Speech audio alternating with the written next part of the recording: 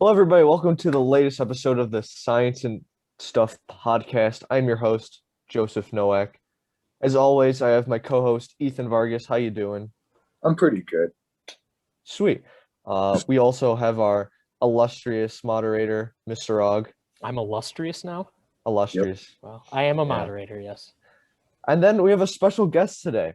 We have Peter George visiting Hi, us how are today. you guys? Doing pretty well. So today we are talking about CRISPR. Now, this was brought up by Peter George himself, and I think you really want to talk about it. So, I think I'll let you do a little intro on it if you want.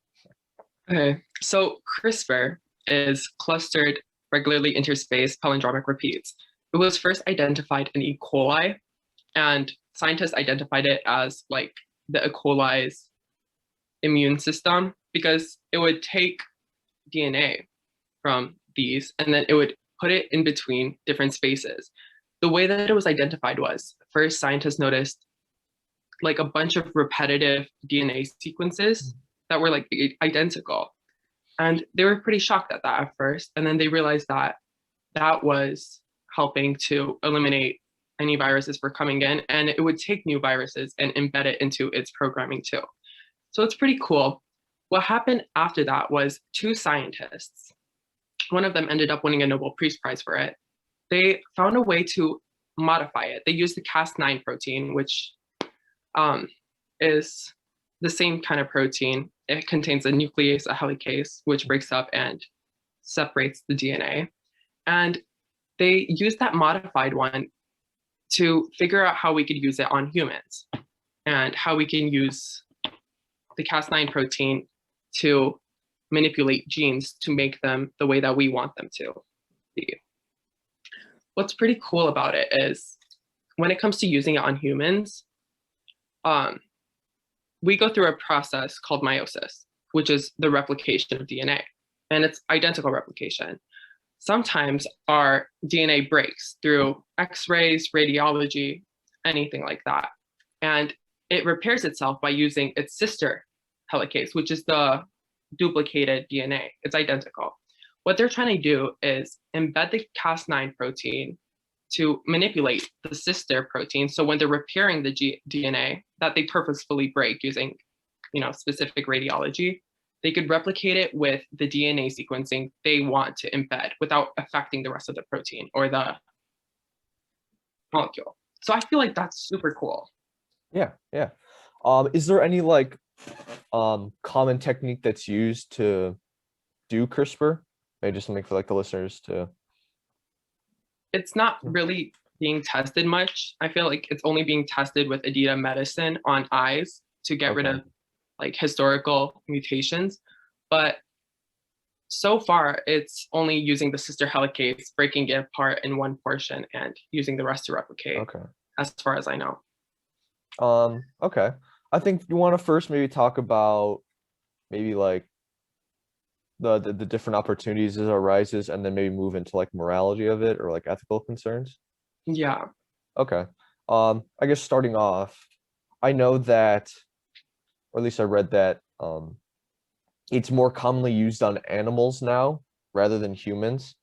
I think because they're trying to learn more about diseases through that rather than fix different humans problems and stuff, though it is being used, but I think it's more commonly being used more for research purposes rather than actual correction. I don't know if you want to correct me on that, but no, that's right. Yeah, do you see maybe any opportunities arising for more humans, or you think it's going to shift to being more more human heavy as it progresses? I mean, medicine always is adapting, so I feel like eventually, yeah, but for now there's a lot of ethical concerns that are holding back research on humans. Yeah. I'm going to jump in here real quick. Before we get to that, though, Peter, can you just give us an example, or I guess any of us could jump in with an example? The idea here and the cool opportunities that it presents are if there are sort of diseases that arise genetically, right? What opportunity does this present? Honestly, it presents an opportunity to eliminate them. This could revolutionize medicine in ways that we haven't seen before. Diseases like Alzheimer's, diabetes type 2, like sickle cell anemia, all of those struggles that a lot of people face would be eliminated using CRISPR technology. And I feel that going to the ethical standpoint, it's less worth it to hold it back than use it and benefit a bunch of people. Yeah, so the idea and the medical opportunities that arise are, as you said, that if you could pinpoint specific points in the gene sequencing where some of these diseases arise, right, you would be able to remove it and essentially, right, eliminate that disease, which from a scientific standpoint, oh boy, right, that's pretty great. Yeah. But we have raised the ethical concerns. What are some of the ethical concerns, and what are the things that are holding that research back, Peter, or anybody from your research? Well, sorry. Go for it. Also, I'll just say, like, in junior year, I actually did a project on the ethical concerns of like GMOs and stuff. Oh, he's ready.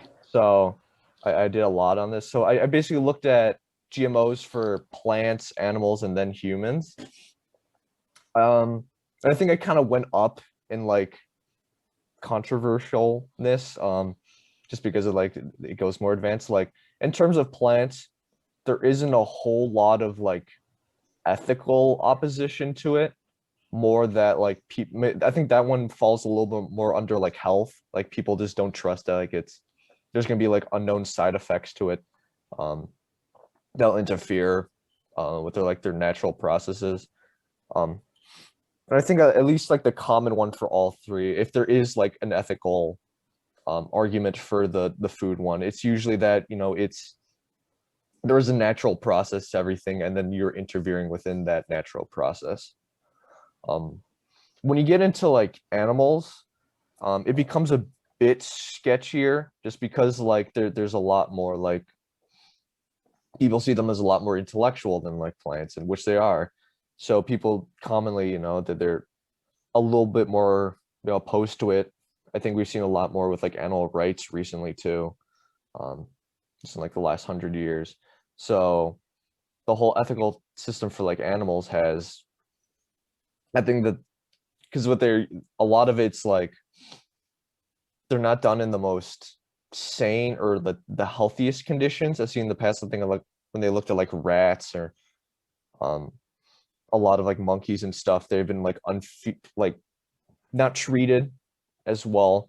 So a lot of people argue that a lot of this like GMO it leads to like animal abuse and stuff, which I don't know if it's 100% true, but there is some truthfulness in that.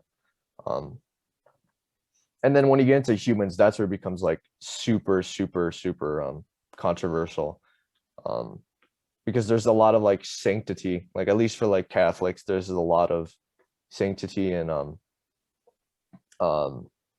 can't think of the right word right here, but like there's a lot of holiness with like just like the way that like God formed us in like his image specifically, so that when you're trying to edit it yourself, you're kind of like moving away from that.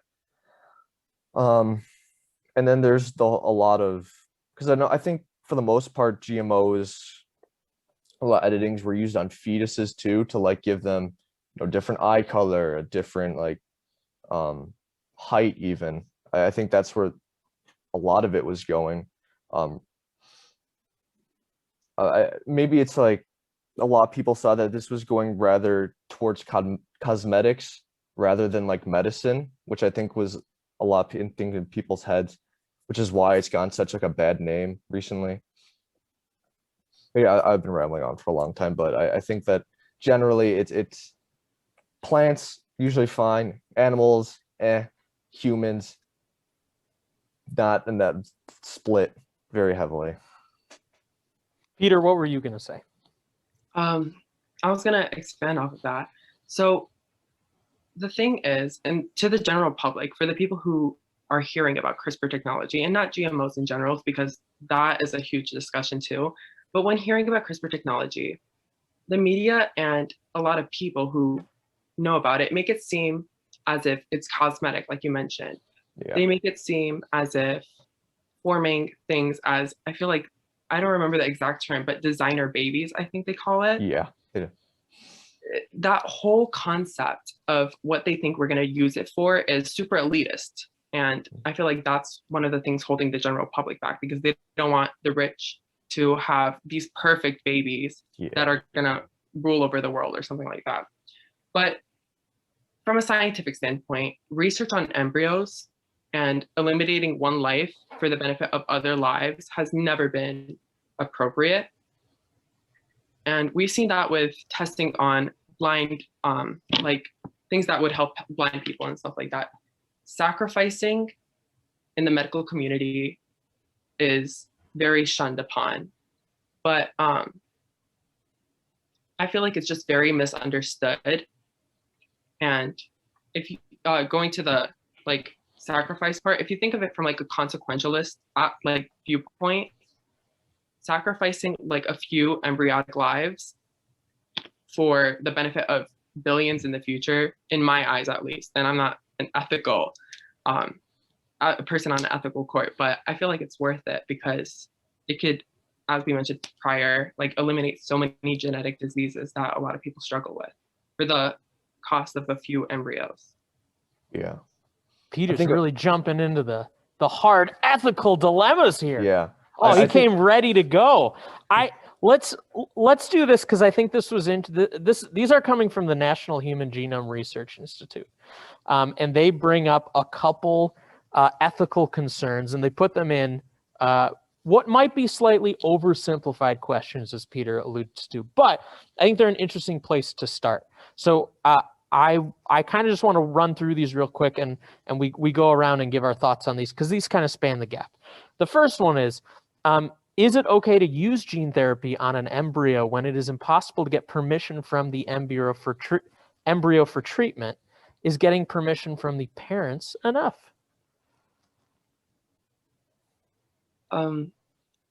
Right now, with the increasing discussion of abortion, I feel like the way that we see embryos right now has dramatically changed, rather from being a baby to, as a bunch of people like comedically call it, a clump of cells.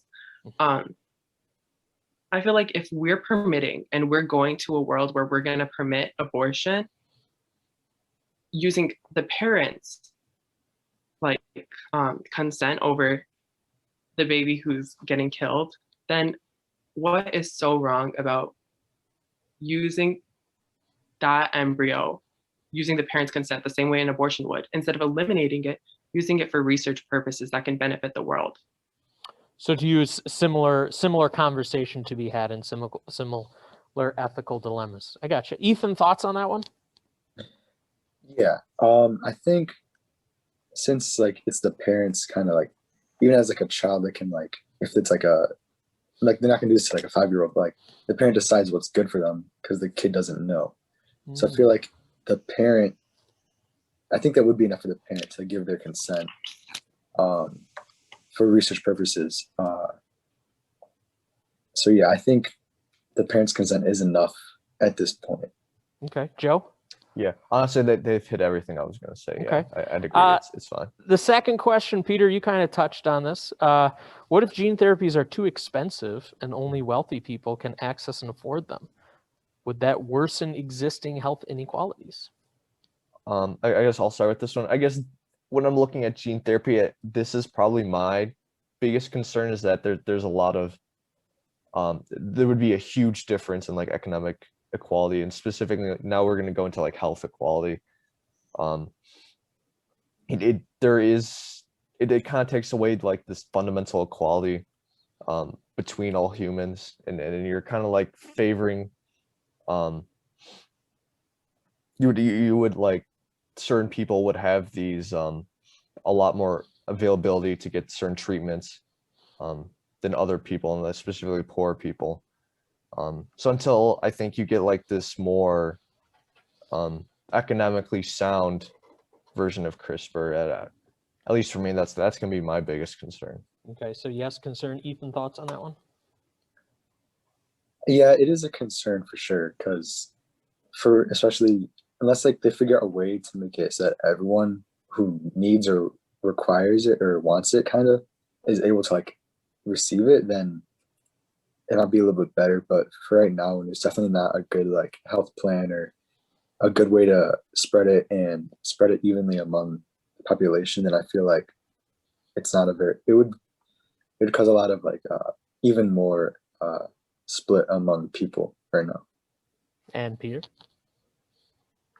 I feel like, yeah, there's an elitist ideology behind it, but um, despite that, I feel like if we can use something to help people, then why not use it, despite the equality? Because eventually, if we continue using it and advancing the way that we use it, we can figure out ways to make it more affordable. But if we don't use it in general, just because of that elitist mentality, then we won't know the potential and we won't have that ability in the future to help those who need it and aren't able to afford it. Yeah, that sounds consistent with what you've been saying all episode, Peter. You're arguing for the mass appeal and the power of good within science, which, listen, we're a science podcast.